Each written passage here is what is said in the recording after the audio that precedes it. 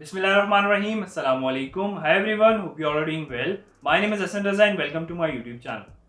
आज की वीडियो का हमारा टॉपिक है how to reduce electricity bill. अपने बिजली के बिल को हम किस तरह से कम करें। आज की वीडियो में मैं आपको बताऊंगा कि आप किस तरह प्रैक्टिकली हलाल तरीके से अपने इलेक्ट्रिसिटी बिल को 40 से 50% तक कम कर सकते हैं। क्या क्या काम करने होंगे, किन प्रैक्टिसेस को फॉलो करना होगा, इन तमाम चीज़ों के हवाले से आज की वीडियो में हम डिस्कस करेंगे। तो आपने वीडियो को एंड तक लाजमी देखना है। शुरू में ही मैं एक बात वाज़ेह करता चलूँ कि हम जो बात कर रहे हैं वो कॉस्ट ऑफ इलेक्ट्रिसिटी कम करने की बात कर रहे हैं।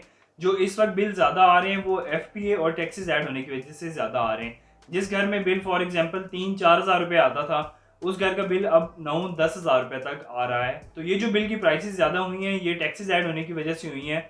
तो इनमें कमी भी टैक्सेस हटने की वजह से ही आएगी। हम अभी जो बात करेंगे वो कॉस्ट ऑफ इलेक्ट्रिसिटी, यानी कि जो हमारे यूनिट्स कंज्यूम होते हैं उस पे जो हमारा बिल बनता है उसको हम किस तरह से कम कर सकते हैं।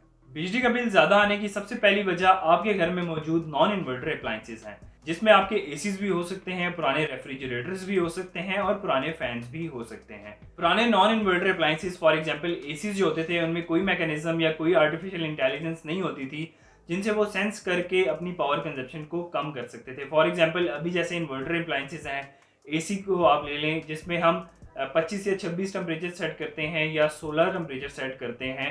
जैसे ही वो सेट पॉइंट अचीव करता है उसके बाद अपनी जो पावर कंजप्शन है उसको कम कर देता है। इस तरह का मैकेनिज्म पुराने इन्वर्टर एसीज या पुराने विंडो एसीज में नहीं होता था। तो अभी भी अगर आप वो अप्लायंसेस यूज़ कर रहे हैं तो आप जल्द से जल्द अपने नॉन इन्वर्टर अप्लायंसेस को इन्वर्टर अप्लायंसेस के साथ रिप्लेस करें। इसकी दूसरी बड़ी एग्जांपल मैं आपको दूं जिसमें आपके सीलिंग फैंस आते हैं। अब जो नॉर्मल सीलिंग फैन होता है उसकी पावर कंजप्शन 100 वाट से लेके 120 वाट तक की होती है। जो इन्वर्टर सीलिंग फैंस अब आ रहे हैं मार्केट में, उनकी जो मैक्सिमम पावर कंजप्शन है वो 55 वाट से लेके 60 वाट तक की है और परफॉर्मेंस भी इन फैंस की निस्बत ज़्यादा अच्छी है। तो अगर आप अपने नॉर्मल फैंस को इन्वर्टर फैंस के साथ रिप्लेस करते हैं तो आपका बिल ऑटोमेटिकली 50% तक रिड्यूस हो सकता है। बिजली का बिल ज़्यादा आने की दूसरी बड़ी वजह यह है कि अगर आपके घर में यूपीएस इंस्टॉल्ड है और उसके साथ जो बैटरी है वो पुरानी हो चुकी है, अपनी लाइफ पूरी कर चुकी है, जिसका चार्जिंग टाइम ज़्यादा हो चुका है और बैकअप प्रोवाइड टाइम जो है वो उसका कम रह गया है, तो उस बैटरी को आप जल्द से जल्द रिप्लेस करवाएं। क्योंकि जब यूपीएस बैटरी चार्ज कर रहा होता है तो उसके अंदर एक प्रोग्राम फिट किया जाता है कि फॉर एग्जांपल 13.5 या 14 वोल्ट तक बैटरी जाए तो बैटरी फुल हो जाए। जिस टाइम बैटरी आपकी ख़राब हो जाती है तो वो अपना सेट पॉइंट अचीव नहीं कर पाती, यानी कि उसके वोल्टेज इंक्रीज नहीं होते और यूपीएस को सेंस नहीं होता कि बैटरी फुल हुई है या नहीं। तो वो बैटरी आपकी ओवर चार्ज होती रहती है एक तरह से, मगर उसके जो वोल्टेज हैं वो इंक्रीज नहीं होते, जिसकी वजह से यूपीएस की जो चार्जिंग है वो बंद नहीं होती।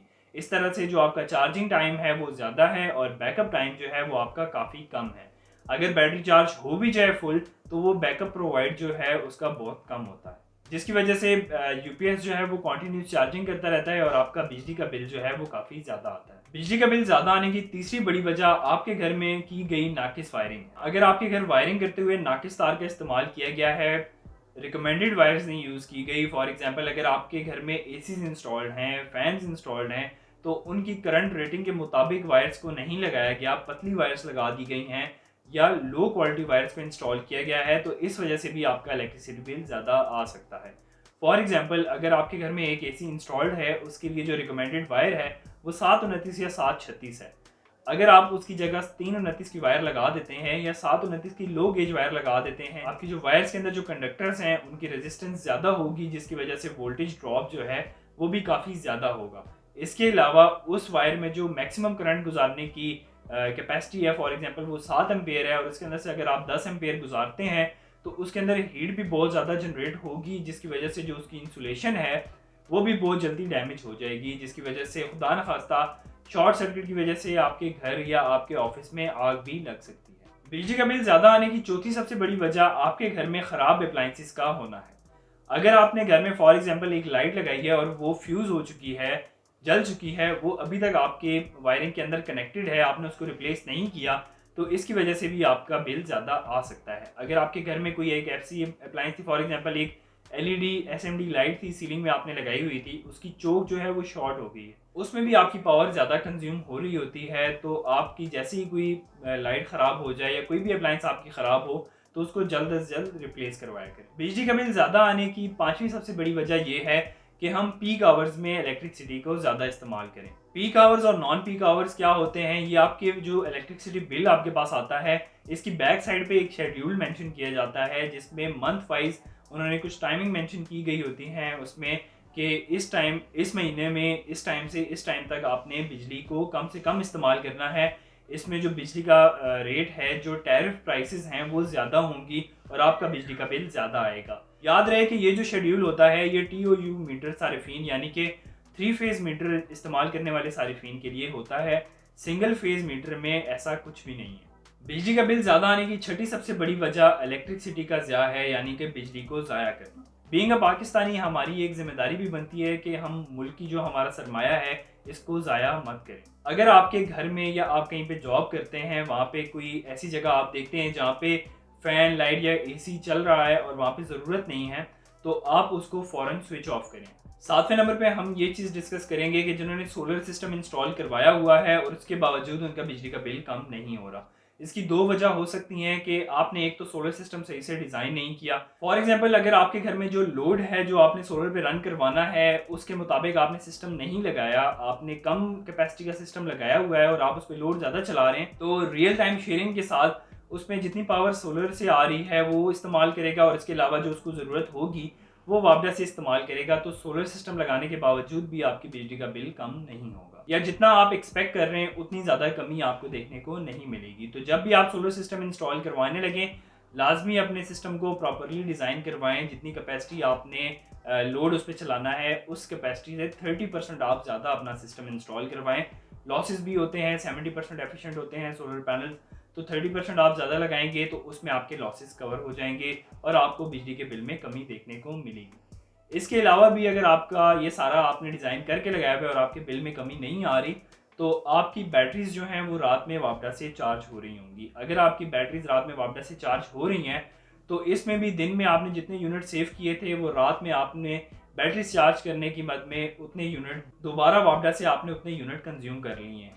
तो आप अपने इन्वर्टर की सेटिंग्स में जाके बैटरी चार्जिंग जो है वो वापडा से हटा सकते हैं। उसको प्रायोरिटी आप सेट कर सकते हैं कि सिर्फ सोलर से आपकी बैटरीज चार्ज हों।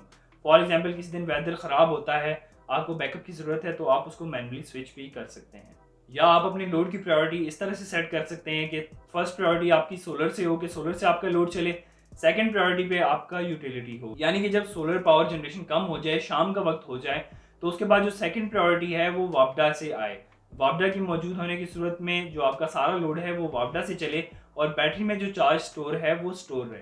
वापडा जाने की सूरत में जो एंड प्रायोरिटी है वो आपकी बैटरीज हों, सबसे एंड पे आपके बैटरी से आपको बैकअप मिले। इसमें आपकी जो बिजली की बचत है वो ज़्यादा से ज़्यादा हो सकती है।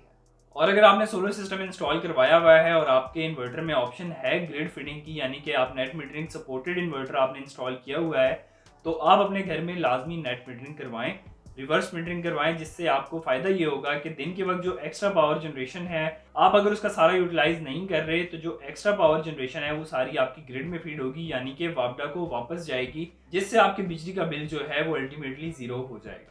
तो अगर आप अफोर्ड कर सकते हैं तो लाजमी आप सोलर सिस्टम्स की तरफ आएँ। Renewable energy is the best way जिससे आप अपने बिजली का बिल ज़ीरो कर सकते हैं और लोड शेडिंग से छुटकारा हासिल कर सकते हैं। इसके अलावा डॉलर की वजह से प्राइसेस काफ़ी इंक्रीज़ हो गई थी सोलर पैनल्स की। अब जैसे जैसे डॉलर की प्राइस नीचे आ रही है, मार्केट में सोलर पैनल्स की प्राइसेस नीचे आ रही हैं। इन्वर्टर्स थोड़े से अभी भी महंगे हैं, मगर इंशाल्लाह आगे जैसे जैसे डॉलर की प्राइस नीचे आएगी इन्वर्टर्स की प्राइसेस भी कम हो जाएंगी। तो अगर आप कोई भी सोलर सिस्टम इंस्टॉल करवाना चाहते हैं अपने घर के लिए, अपने ऑफिस वगैरह के लिए, तो आप हमारे स्क्रीन पे दिए गए नंबर पे रब्ता कर सकते हैं। इसके अलावा अगर आपका कोई भी सवाल है हमारी इस वीडियो के रिलेटेड, या आपका किसी भी किस्म का अपने सोलर सेटअप के हवाले से कोई भी सवाल है, तो आप हमारे स्क्रीन पे दिए गए नंबर्स पे रब्ता कर सकते हैं।